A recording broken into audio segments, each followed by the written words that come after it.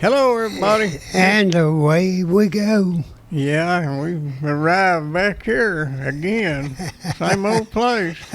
How about that? Where you been, Bob? I missed you last week. I've been round like a donut. I reckon you have. Yeah. You don't need to take a flying leap at me though. All right, I hope everything's all right here on the Western Front. What's going on down the road? Anything good? Oh, not I know. I just noticed that, one of my wishes for New Year's for years has been that California would break off and fall off into the ocean. Well, You put the fire out if you done that. That's the only thing they ain't had so far in San Francisco, the earthquake.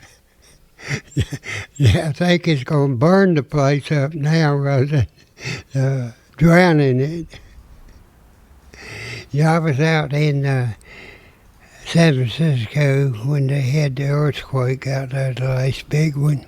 And, you was? 1908? No, I was there 2 days. I left 2 days before the earthquake. In 1908? I think somewhere right around in there. Yeah. And you're old. I thought you was. I went out to Candlestick Park, and I was sitting in the right field stands, and that's the very section of the stands that really fell into the crater.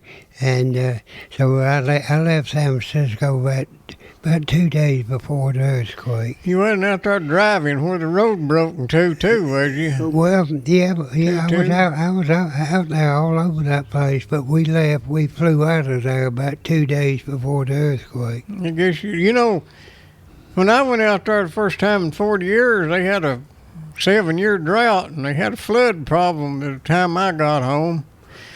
Well, sounds like you've done your share of destruction, too. We have to do what we can do. Yeah, and, help them out all we can. You ain't been out there smoking, have you? No. I quit smoking 32 years ago. And my mama, Mama wouldn't let me play with matches. Okay, I just wondering what's going on here. We seem to be changing backgrounds and stuff. What, they got the California fire behind us now? No, I don't know what's going on. Don't matter. It's still us and all our radiant glory. And here we are, and there we are. Have you been catching any of the reports where they're really putting Trump down now? You're talking about that there... where they on to him for not running out there and losing his mind over something, trying to calm people down? I believe it was. It's something about what was that Mexican beer that they serve, Corona. Something about Corona beer, wasn't it? Yeah, I don't think so. What gets me, George Bush is there reading a book to them young'uns down there in Florida, and they come in and whispered in his ear that something going on, and people knocked him because he didn't just say, "Getting under your chair, you're getting under your table there, young'uns. I'm getting out of here before they call in an airstrike. I gotta go." He was calm and done the right thing, and I don't know what they think. And then what if even the Supreme Court says you've got freedom of speech, but you're not allowed to holler fire in a crowded theater. Well, you remember you couldn't get toilet paper. You remember that meat got scarce, and hamburger meat was up $8 a pound. Do you remember that, Bob? Yes, I certainly do. And if you think about it, if the truck drivers had been scared to death and the retail salespeople had been scared to death, not only could you not have bought alcohol and hand wipes and sanitizer and toilet paper, that was just a delivery problem because they was buying it quicker than they get it there. If them truck drivers and people had been scared to go out, we'd have had a real problem. And we could, you could easily do that. The President of the United States goes out there and has a hissy fit about, things is bad. We got to do, what in the world are we going to imagine, Bob? Well, can you imagine Joe Biden yelling that and going and getting back into his basement? He better. Yeah. Yeah, he just have to read his teleprompter in the dark, I guess. Yeah. Yeah, I reckon he would. But I agree that calm and concentrated effort is a lot better than hysteria. They come out last week. This is every week they come out with something new to knock poor old Trump. But they come out last week. He had bad mouthed the dead troops in France, and that didn't make a bit of sense. First off, it was out of character because he's a better politician than that. He wouldn't have said it where anybody could have heard him. And the next thing is, if it'd been laying around that long, they'd have done ratted him out on it by now. But I saw some retired general giving him a hard time because he had said such awful things. And I wondered, what's this general? What's that all about? They're supposed to be fairly level-headed people. And then I realized these guys are ambitious. Generals, to be a general, you got to know something about the art of war, but you also got to be ambitious. You got to be political in your business. You may not get involved, not supposed to get involved in civilian politics, but you've got the politics of the military. You got to go out there and kiss up and do all sorts of things. And after you're a retired general, you're not going to advance anymore unless you get a position with the State Department or something like that. And I don't doubt that some of these people are angling for something like that, not to mention the fact that Trump has brought home soldiers. Although he's funded an increase in the military strength, he has pulled a lot of this year's arms dealers. They're gravy trained. They're gravy it. trained. And he's made enemies in high places. He ain't like us. All our enemies is in low places. Well, yeah, that's one of the reasons Trump gets so much bad publicity is the fact that he does not play ball with them, and he does not think like the average politician does. In most cases, when there's a problem, Trump has looked for a solution to the problem. Most politicians, when there is a problem, they do not look for a solution to the problem. They merely look for somebody to place the blame on. If they can place the blame on somebody else, then they don't have to do anything about the problem. Well, most politicians are professional. Blame somebody else's. If you don't take any responsibility. I take full responsibility for my actions, and it's all Bob's fault. Right, and if it wasn't for Ronnie, I would not be here. That's probably right. But no, they'll say I take full responsibility for my actions. It was all on me. Somebody else done it. Right. I just wasn't looking at them close enough. If I'd been watching them closer, they'd never got by with it. Well, I watch a lot of TV. I don't do as much traveling as you do. And I've been building me a new camper. I know you are. And I'm going to come out and inspect that thing and see if I can give it my seal of approval. You might be able to inspect it as it goes by this weekend. Wave at it. Yeah. But that's good.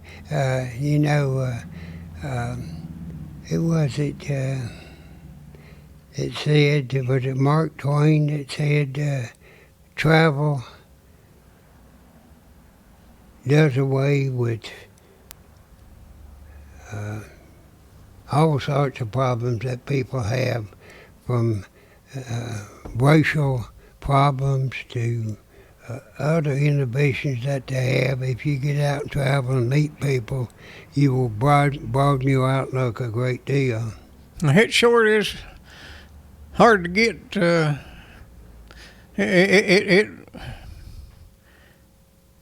It's a whole lot easier to manage your debts if you stay ahead. Well, I guess that's true. Of course, stay on the road. You don't have to pay people. I wish it'd work for me. I've got 2 bills a month I pay, and I pay both of them over the internet. Well, people in this country, I guess I got 3. I got an electric bill too. Have lived so much in debt all their life that they're just accustomed to it. And I had a friend whose wife passed away yesterday, and he goes down and makes arrangements for her internment. She's being buried out your way, out at the church right up above you. What's the name of that church? Grantsboro? Grantsboro, yeah. Being buried out Grantsboro. I think they had no cost for the grave. But after everything was said and done, it was a $10,000 funeral. That's awful high. I don't see how they can do it so cheap. You must have The spray, got out of that business too soon. the spray for the casket was over $400. The what? The spray that goes on top of the casket. Oh, yeah, flour. It was Yeah. over $400. See, the funeral directors, when they see you coming, they do their hands together, like this, and it says, now we're only going to charge you what the family can afford. And that means if you come in there with a $10,000 life insurance policy, that's exactly what your funeral's going to cost. If you come in there with a $7,000, $8,000 policy, that's what your funeral's going to cost. So, If you go in there without a policy, how much does it cost? oh, it depends. You probably get cremated. That's what I want to do with me anyway. Right. Well, my plans are, and I better be getting on with them, is I intend to go down to my little farm in North Carolina. I'm going to build me a little building, what do you call them? A Mausoleum? little mausoleum. I might... They're going to build it out of something permanent or mud? No, I'm going to build it out of rock. Okay. Big rock. And... When you going to start on this thing, I Bob? thought when I got a little age on me. Okay. And I intend to, seal it up. And when I pass on, you do not have to be embalmed.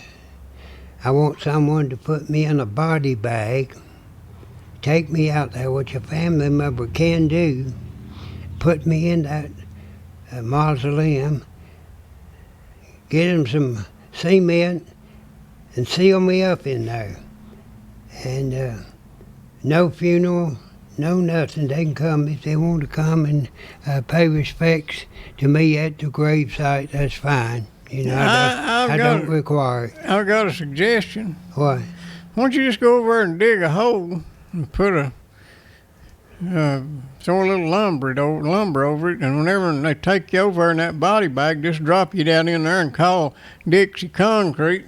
Come pour a little concrete over you. You'll be encased in concrete. The rats won't get to you. Well, they could do that. Well, the rats got to have something to eat, and worms too. Yeah, and the worms, Did I ever do the cemetery song for you? What? The cemetery song, poem or song. You talking about whoop-de-whoop? No, I'm talking about, did you ever think when the hearse rolled by that you might be the next to die? They wrap you up in a big white sheet and bury you under about 6 feet. In about a week, the casket leaks. The worms crawl in and the worms crawl out. They play pinochle on your snout. Yeah. Your stomach turns a paler green. The pus runs out like good whipped cream. They sop it up with a piece of bread, and that's what you eat when you are dead. Well, I got to keep that in mind. I recommend the concrete encasement. Yeah, I was in the death care industry for a number of years. Did you have to kill a lot of people?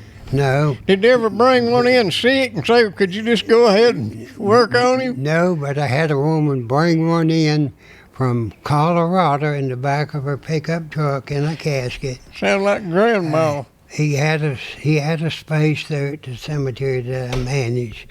She brought him in about 5 o'clock one afternoon, and says, I want you to bury him tomorrow. Says, I need to leave this casket with you.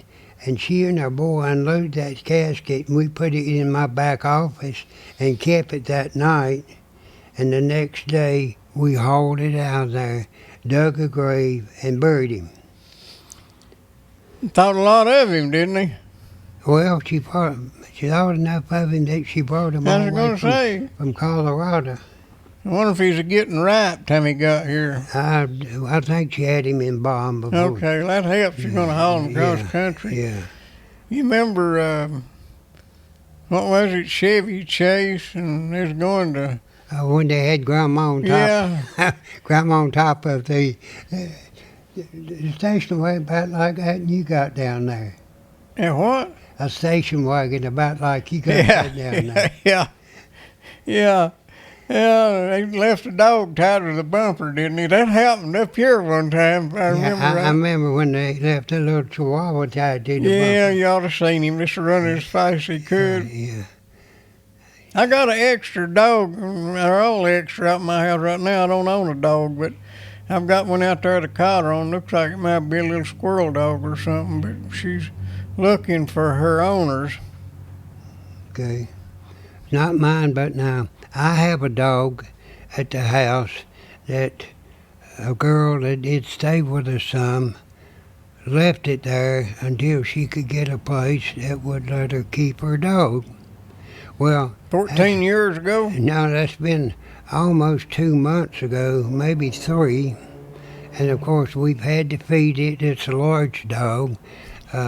Don't mind feeding it, but it has developed a growth on its face that something's going to have to be done for it. And I really hate to spend my money and my family's money on somebody else's dog. So I went online last night, and they have a pet app on there where you can apply and get money to pay for the treatment of a dog. A like welfare dog. Yeah, and so I've got to go down to the veterinarian. I have to get the vet's license number, of course, the name and address, and I have to get an estimate for what it's going to cost to treat that condition. And then, if they approve it, then they'll send a check, authorize the treatment, and pay for it. Well, kind of get caught in these things, don't you? Well, yeah, I've been feeding him 2 or 3 months, you know. Of course, fed him the month that she stayed there, too. And There was a feller, a woman one time tried to pawn us a pig here. yeah. Pawn you this pig, I'll be back and get him in about 3 months. I don't believe that worked good. Well, no, that's a good deal, you know. If you Pawn a pig for $12 and you feed it for 3 months and I come back and get it and give you $12 back. Right, yeah. And, well, that's a good deal if you get somebody to finish off a hog for you, you know. Anything else going on, Bobby T? Well, I don't know. I'm just so thankful for each day that I'm in good health. Maybe not mentally, but physically, I'm in good health. And Had your flu shot yet? no, I'm gonna go up first of next week and get my flu shot. You gonna get that there Wu flu, that Kung flu shot when it comes out, or you no, gonna have to wait and see what Kamala Harris says about I it? just think I'll sit home and drink Corona beer. Now, what do you think about this mail-in voting, Bob? I have some reservations about it, because when you mail out ballots to a household, there may be 5 registered voters there. Probably 4 of them will never see those ballots, but they'll be sent back in their name. So I think they're going to drag this thing on and drag it on, just keep counting till they win. That's what they've done 2 or 3 other places. Right. Well, I think that's true. You know, they give people like us a hard time. There ain't no evidence there's any significant fraud goes on. Well, in the first place, there ain't no evidence because they ain't never done it before like that. Not nationwide, not 200 million ballots. And the other problem is, if I could just hear, the other problem is this common sense tells you that if you really want an honest election, the way to have an honest election is to vote in person with the proper ID. That's the most secure way. If you can go stand in line at Walmart or stand in line down at the welfare office, you can stand in line to vote. And if you don't want to put forth no more effort than that, maybe you don't need to vote anyway. Well, let me ask you something. You know, the presidential election is a state election. Each state determines who can vote in the presidential election. And they also determine how they select their delegates. They don't have to vote. Right. They also can determine when they have a vote by the citizens of that state, how they're going to collect them, you know. Yep. So I don't think the national response to this has got a thing to do with it, because we're not talking about a national election. We're talking about a state elections of the President of the United States. You're not talking about, they want to do away with the Electoral College, which it was designed to protect states just like Tennessee, like Connecticut, those other small states. It was designed to protect them. And if you throw it open where the big states can dominate, which you can't do without some constitutional amendments, I don't think you can ever throw it up where the national vote determines who is president of the United States. Not president of America, he's president of the United States, and each state has its obligation under the Constitution to elect that president in the manner that they see fit. Yeah, under the Constitution, they can have a coin flip if they want to. But as far as the dependability of the USPS, I'm not knocking the employees, but I'm telling you that it's not the most efficient and effective system. On July the 3rd, I ordered an inflatable Seahawk boat. And his on sale, it was $78 free shipping. And that was about 9:02 p.m. that I placed that order on July the 23rd.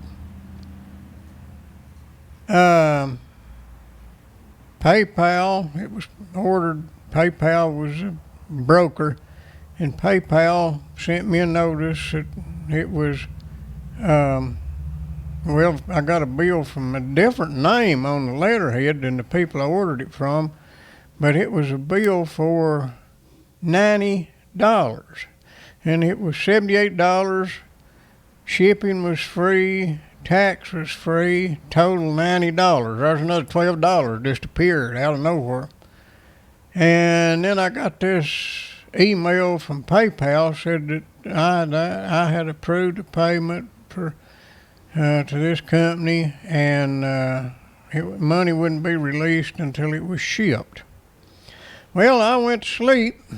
Next morning I got up and I had an email that says my item had shipped at 2:04 the morning of the 24th, which was 5 hours after I ordered it. And in that there email was a tracking number. It was the USPS, that's the United States Postal Service. And I run that tracking number, and you'll never believe it, but it was delivered by the USPS on July the 23rd. Now, they're efficient because I didn't order it until 24. So, no, I ordered it about 9 p.m., but the mail runs about 1 o'clock So they knew 8 hours in advance to print a tracking number. Right. And of course, PayPal paid the man, or whoever it is, the $90, and I got nothing. You still haven't gotten anything? Well, my credit card company refunded my money pending an investigation, but the point is, if somebody can hack into the USPS and generate a tracking number that says a package was delivered and there wasn't any packages delivered that day, and they generated a fraudulent tracking number and convinced the Postal Service that it had been delivered. So that made me a little scared about voting by mail. I could vote for anybody. They might find some hanging chads or pregnant chads or something. They might also decide your vote here in Tennessee needs to go on the total in South Carolina. And they might take your vote and put it on South Carolina's vote. I wish they'd put it in California. They need all the help they can get. Well, I just wonder if these ballots they're going to mail out are going to be in a fireproof envelope. I don't know. That would be a fit out there, wouldn't it? Yeah. Mailbox burnt, we'll have to do the election over. Right. I'd say there'd be some fires. There's a little town over here called Greenback, and I remember back when I was a kid, it was a running joke. Every time they had an election, somebody stole one of the ballot boxes over at Greenback, and they'd have a big blowout over it. Every 2 years, somebody stole the ballot box. I never did know how it worked out, but it'd be on the news. Well, they stole the ballot box over at Greenback again. Well, I think we're in pretty good shape for the shape we're in, and I don't think we need to make any drastic changes, such as voting by mail, that would vastly alter the outcome of any election. If I understand right, back before they had telephones and trains and cars and all that, they managed to get the votes counted and call the election on by January the 20th every 4 years back in the 1790, 1789. When was the first election? 1778, 79, probably 1790. Right. Well, they managed to, without all the resources they've got now, to do that, but I'll bet you that they'll be working on it come inauguration day this year. Well, I don't doubt it. And then, I really feel that the Democrats, if they were to win the election, that probably about 3 months after the election, that Biden will resign due to health reasons, and we will have the latest vice president as our president. Well, you're not saying that Bernie pulled out with an agreement to let him pick the vice president, did you? Well, you never know, but what I'm saying is he's got adequate reason within just a few weeks after if he's elected, to resign due to health reasons, and of course the vice president would take over. I'm more worried about the election not getting called till after January the 20th, and Nancy Pelosi will be the acting president. Oh, well, is she up for election this year? Yeah, I guess she is, but it's the Speaker of the House. If something happens to the president and the vice president, yeah, I understand that. Yeah. Well, if something happens to them like they ain't neither one of them elected, it'll be her. Right. Well, I don't think it'll go that far. I hope not. There's been some strange occurrences, and that was just my thought. I haven't heard anybody else say that, but I just wonder if that's not the real scheme behind things to nominate her as the vice president with the understanding that Joe Biden at his advanced age would retire and that she would become the president. Well, I think that, well, I don't know, but it's interesting to speculate that you remember Bernie he would have been the nominee had they had a legitimate race, but they picked Joe to save the party, and I think in order to get Bernie to agree with it, they promised to let him pick the vice president. You know, they got a couple of houses out of the last time he pulled out. He didn't need no more houses. Well, that's true, and I wouldn't doubt that that's the way this thing has shaped up, with Bernie Sanders making a determination that Kamala Harris would be the vice president nominee. Well, I don't know whether that was agreed on, but I think they agreed to let him pick the vice president. You know, Bernie, he had a heart attack during the race. He may have been thinking maybe it would be better just to get my ideas in office than it would be to get me in.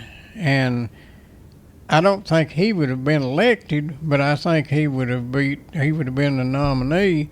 Well, this way, if Joe can save the party from the people that are scared of a socialist takeover and get elected, and somebody who Bernie helped pick is the vice president, he'll get his socialist programs into the mainstream and won't have to go through all the work himself. He still get to precipitate in it. Right.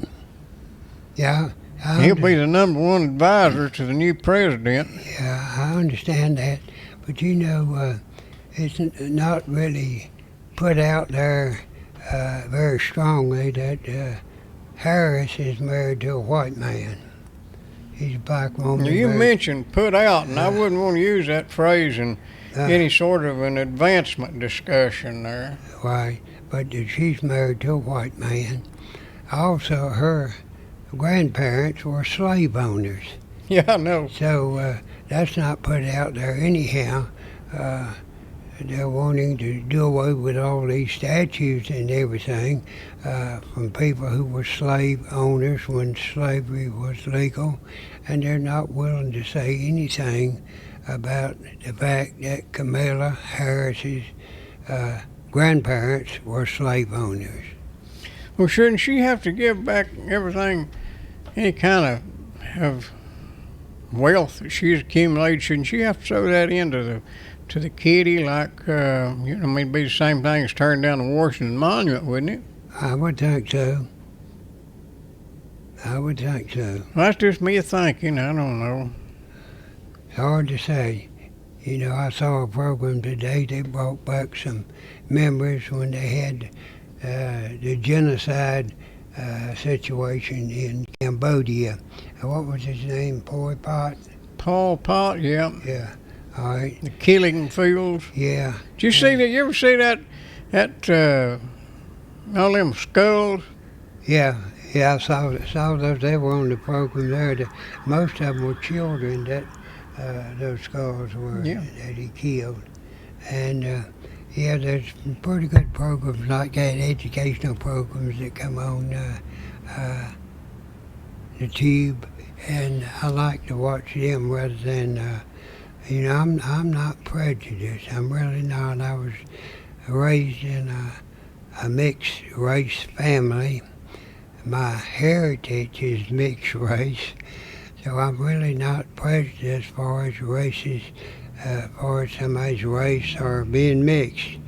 But I just happen to note that you turn into NBC from about 7 o'clock in the morning till a good 10 o'clock, 3 hours, 4 hours. There are 3 participants, and all of them are black. Well, I tell you what, I think we've overdone it with some of this affirmative action stuff. But another thing, you remember back before we got 24-hour news and all these cable shows, both news and any other sort of information forum, the announcers used to have these beautiful, rich voices, and you know you didn't get that job by just showing up. You had to have that right voice, and now they got, well, just look at us. They got these squeaky people of all sorts out there. Right. They're pain to listen to them, and then they get some of them out there California up talking, and then they'll have one that puts a like in every breath. I want to strangle them. Well, things have really changed since television first came about. I have a daughter that's a graduate of UT, and somehow or another she came under the sway and influence of a very liberal idea in her mind. And she accused me of being swayed by Fox News. And I told her, I said, look, I was 63 years old before Fox News ever came into existence. I said, you are 32 years old. I said, I believe you are a lot more impressionable, that you can be swayed a lot easier at your age than I could have been by Fox News when it came into being, and I was age 63. Where's she at now? She's still in Knoxville. I thought she works for New Horizon Bank there. She runs their insurance department. I thought she was in Seattle. No, she had a job out there, but she took a position with Horizon Bank, which used to be something else. I don't know what it used to be. But she heads up the insurance department and some other duties at the bank. Well, I don't know about a banker that thinks socialism is sound monetary policy. Well, I guess you can sell insurance. I don't think banks should go into competition with their depositors. And if I ran an insurance company, I would make sure I made my deposits at a bank that did not have an insurance department. Well, another thing we kind of went by there, one problem now is there's too much news, but no news involved in it. There's too many news shows and very little news, because they got to fill up 24 hours around the clock every day with breaking news. I get kind of fed up with that breaking news, because I ain't had a television that worked in 12 years, I guess. Well, I think they ought to name a lot of your newscasts Chicken Little. You know what Chicken Little did? Yeah. The sky was falling. The sky was falling. Breaking news. The skies are falling. The skies are falling. So you're right. They've got people up there who have no background as to how this country arrived with the system that we live under. I mean, they just don't have any idea.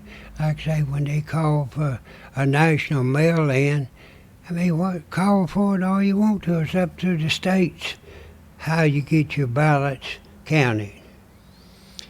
Well, anything else you want to cover? Let's get it done. We're going to wind this thing down. I don't know. I think we may have our sound problem fixed. If everything works out good, we may go live next week if anybody shows up to do it and anybody shows up to watch it. Well, it's probably more likely that I will show up to help do it than it is that somebody I will forgot. watch the show. I forgot. I told me at the last minute. I missed. I had 2 Sundays this week. I didn't know I was already at Thursday. I'm on Wednesday time. Well, I got it right this week, so and I appreciate that. Well, I'm just glad I could be here, but I almost wasn't. Well, I am too. My young and tender age. Well, if you ever tell me you're going to North Carolina to start building a crypt, I'm going to. Well, you know I'm a member of the Procrastinators Yeah. Club. I just sent in my 1968 dues. You let me know if you're going to do that, and maybe you can see if there's a title to that there trailer you got down there. You could leave it to me. You done sold your tractor. Now I've got a truck back here. I got 2 trucks up here. Yeah, I know, but I'm wanting the one back there, that you used to tow. I mean, you made a trailer out of. Okay. I figured there's a title. Hey, how do you get a license for a trailer? Well, you have to, I think, I don't have a license for that, nor do I have a title. You probably would have to call the Department of Motor Vehicles. Well, I know that. They would have to come out and inspect it and stamp a serial number on the tongue. Getting complicated. Well, you don't have to have a tag in Tennessee. No, well, in North Carolina, there's no tag, and so does Virginia. And You don't have to have one in Virginia? No. That's good. That's where I'm going next. Right. Okay. Well, I'm done. What do you Folks, got to say? We'll say happy 12s to you, and we'll see you next Thursday. With a new show, we hope. Bye.